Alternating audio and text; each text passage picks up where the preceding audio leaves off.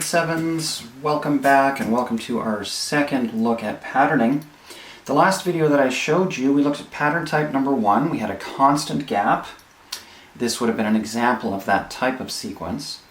Today's video is going to focus on pattern type number 2, where we experience a gap that keeps increasing by 2, and we'll see why sometimes we think of this as a square numbers type pattern.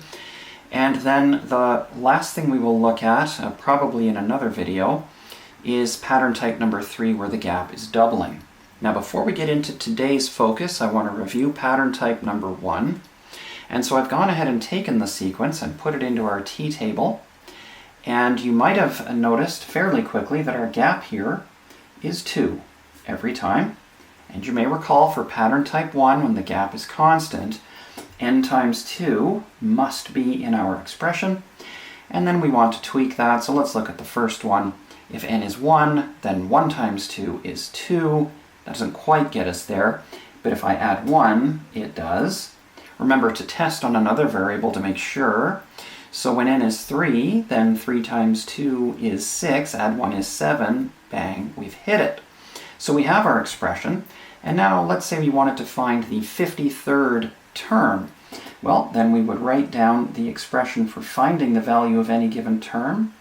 We would substitute in the 53, and we would get this. And so we know that the 53rd term in this sequence will be 107. Well, this brings us to pattern type number 2. And in pattern type number 2, we have a gap that keeps increasing by 2. And I want you to take a look at a special set of numbers with me for a moment to see how they work. And I want you to think back to the idea of square numbers.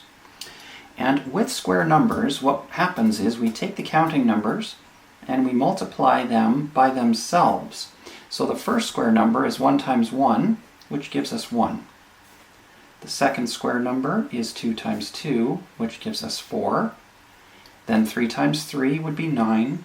4 times 4, 16. On we go through the square numbers, each time multiplying a counting number by itself.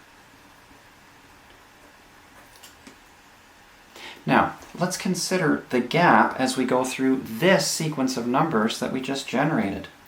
You'll see here we added 3, here we added 5, and then 7, and then 9, and then 11. And you can see that each time the amount we go up by is increasing by 2. We started by adding 3, then 5, then 7, then 9, then 11, etc. That's pattern type 2, where the gap is increasing by 2 each time that you add your gap.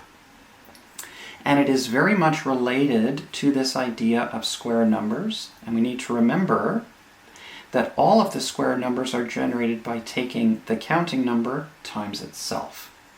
So let's consider a typical sequence of this kind.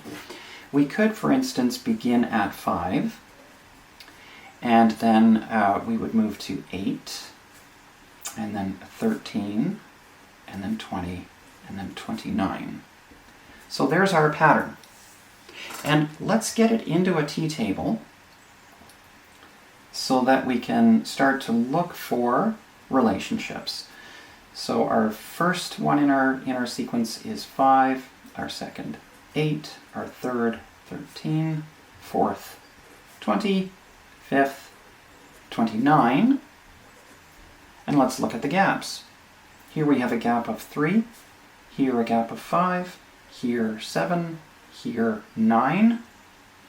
So our gap is increasing by 2 each time. This tells us we're in pattern type number 2, gap increasing by 2. And whenever you see this, a gap increasing by 2, this means that n times n is in our expression somewhere. And then we need to tweak it with adding or subtracting to make it exact. So let's test it out. Let's take when n is 2. Then 2 times 2 is 4. Doesn't quite get us to 8, but If I add 4, it does get me to 8. So let's check the next one. Here, n is 3. 3 times 3 gives 9. Add 4 gives 13. Hey, it's looking pretty good. Let's do one more. When n is 5, n times n gives 25. Add 4 more gives 29. So I think we've hit it. This is our expression. Let's imagine that we were asked now to find the 37th term. Well, we begin by writing out our expression, which is n times n plus 4.